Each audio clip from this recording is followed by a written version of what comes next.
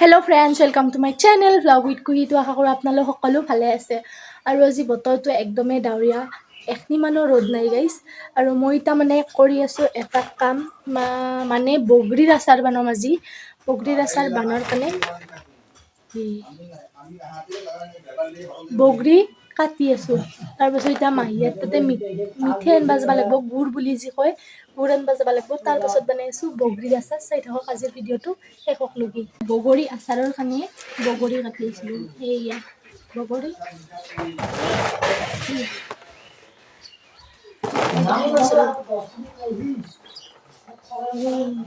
আৰু এইয়া কাটি লোৱা বগৰীকেইটা কাটি লোৱা কাৰণ হৈছে এইখিনি কেৰাহীত ভাজিব লাগিব যে, ভিতৰলৈ মিঠাইখিনি যাব লাগিব, সেইকাৰণে কাটি লৈছোঁ।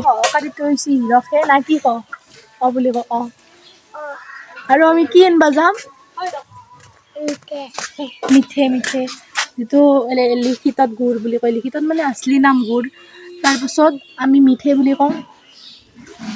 আৰু বগী পুৱাই বগা গোলাপ দি কি বা সেই গলাক নাজনো না কি কয়। তাৰপিছত মই ইয়াৰ সমান হোৱাৰ কাৰণে মই বহিব লগা হৈছে। আৰু থিয় দিলে ইমোৰ পৰে সেইয়াতে বলক মাহীয়াৰ ঘৰত মিঠে আনিব যাম। আমাৰ বাৰীৰ পাছতে মাহীয়াৰ ঘৰ। এই ইফালে আমাৰ ঘৰ, এইটো দেখছে না, এইটো জিনাহাৰ ঘৰ। আৰু এই যি গেটখন মেলা আছে, এইটো মাহীয়াৰ ঘৰ। ইমান ওচৰত ঘৰ মানে।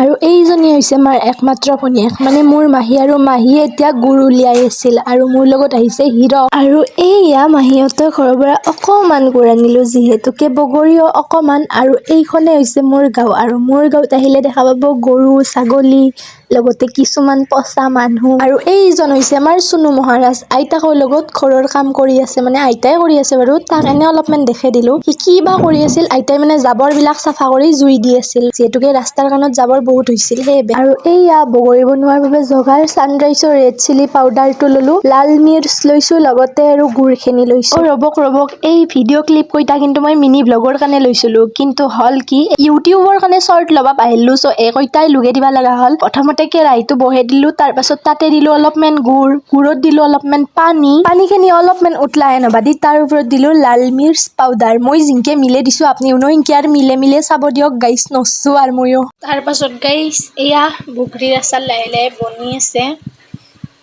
অকণমান মিঠা, অকণমান টেঙা আৰু অকণমান জলকীয়া থকা আমাৰ বগৰীৰ আচাৰখিনি ৰেডি হৈ গ'ল। আৰু এইখিনি যেতিয়া এনেদৰে তলত পেলাই দিলে ৰছী ওলাই, তেতিয়া এইখিনি ৰেডি হৈ যায়। আৰু এইখিনি আপোনালোকে ঠাণ্ডাৰ দিনতো খাব পাৰে, কিন্তু আমি খাম এইখিনি গৰমৰ দিনত, যিহেতুকে গৰম দিনত আমাৰ পথাৰত ৰোৱনী থাকে, সিহঁতকো দিব লাগিব। আৰু এতিয়া এইখিনি মই এইয়া বৈয়ামৰ ভিতৰত ষ্ট'ৰ কৰি থৈ দিলোঁ গৰম দিনৰ বাবে। আৰু গাইছ মায়ে গৈছে মিটিঙত, মোৰ বগৰীৰ আচাৰ বানি ৰেডি হৈ গ'ল। আৰু মায়ে ভণ্টিহাৰ স্কুলত গৈছে, মানে কিবা মিটিং আছে, তো মায়ে তাতে ভাত খাই আহিব। আৰু ববী মাহীহঁত তাতে ফুৰিব গৈছে। তো এতিয়া মই বগৰীৰ আচাৰ বানি হোৱাৰ পিছত ঘৰত কি কৰি থাকোঁ, ভূটাবৰ পৰা আহোঁ, অলপ মাংস আনিব যাম।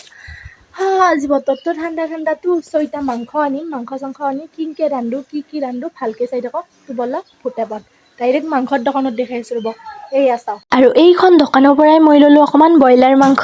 ঘৰলৈ বুলি উভততে ৰাস্তাত মই এই দৃশ্যটো দেখা পাই মোৰ মনত পৰি গ'ল, যেতিয়া মই ক্লাছ 3-4ত আছিলোঁ, তেতিয়া ঠিক ময়ো এনেদৰে ঘৰলৈ উভতি আহিছিলোঁ স্কুলৰ পৰা। মই মানে আহিছিলোঁ মাংস আনিবা, মাংসখিনি আনিলোঁ। এতিয়া পেহীয়াৰ ঘৰত আহিছিলোঁ, পেহীয়ে কিবা ম'ম' বনাইছিল, চ' এই ম'ম' ল'লোঁ। এতিয়া ঘৰত যাম আমি, বলক। আৰু মই চাওমিন আৰু মাংস আনিলোঁ ভূটাবত যাই।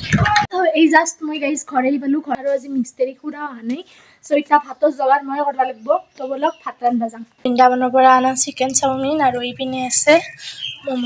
পেহীয়ে দিয়া চচ লগাই দিছিল, পলিথিনত বান্ধি দিছিল, যিহেতু ৰাস্তাটো বয়া, ইফালে লাগি চবফালে চচে হৈ গ'লে। এই ঢেৰ ম'ম' আছে ইয়াতে। আৰু এইপিনে হৈছে মই এনে মাংস, এতিয়া মই মাংস বনাম। আৰু ইফালে গেছত মই ভাত বহাই দিলোঁ, ইফালে দালি বহাই দিলোঁ, আলু ভাজিম। এই আলু ভাজাৰ যোগাৰ, তাৰপাছত ইফালে মাংসৰ যোগাৰ, তাৰপাছত ইফালে আৰু পিঁয়াজ আৰু জ্বালা কাটি থৈ দিছোঁ, আৰু ইফালে আদা নহৰুৰ পেষ্ট, আৰু ইফালে মই ম'ম'ও খাই আছোঁ কিন্তু। আৰু ইফালে আমাৰ দালি হৈ আছে। গাইছ এয়া chicken chowmein. Fast food is my oxygen বুলিয়ে ক'ব পাৰি। ফাষ্ট ফুড খাব নালাগে বাৰু, বেয়া, কিন্তু মোৰ কাৰণে ফাষ্ট ফুডটো অক্সিজেনৰ দৰে গাইছ। চ' মই এতিয়া খাই লওঁ এখনিও। আৰু guys fast food is my oxygen. আৰু এইয়া ফুলকবিৰ ঠাৰি আৰু আলু ভাজিবলৈ দি দিলোঁ। এক চুটকিতে ৰেডি হৈ আছে, ৰ'বক দেখাই আছোঁ, চাওকচোন। আৰু এইয়া আলু ভাজি ৰেডি। আৰু ইফালে পিঁয়াজ বহাই দিছোঁ মাংসৰ কাৰণে। আৰু গাইছ, এয়া মাংস বনি আছে, পানী উতলি আছে, দেখছে না? আজি মানে গোটেইবিলাক মই বনাইছোঁ। গাইছ, এইকণ হৈছে মাংস ভাজি। কালাৰটো কেনেকুৱা আহিছে ক'বচোন। হোৱা নাই বাৰু এতিয়ালৈকে, পানী ঢালি দিছোঁ। আৰু এইখিনি মই ভাতৰ কাঁহীখনতে অকণমান উলিয়াই ল'লোঁ ভাজিখিনি। আৰু আমাৰ ভাত আঞ্জা হ'ল। মাংস চাংস উলিয়াই ল'লোঁ। তাৰপিছত এতিয়া আমি ভাত খাম। ববিও আহিলাক, কবে ফুৰবা গৈছিল।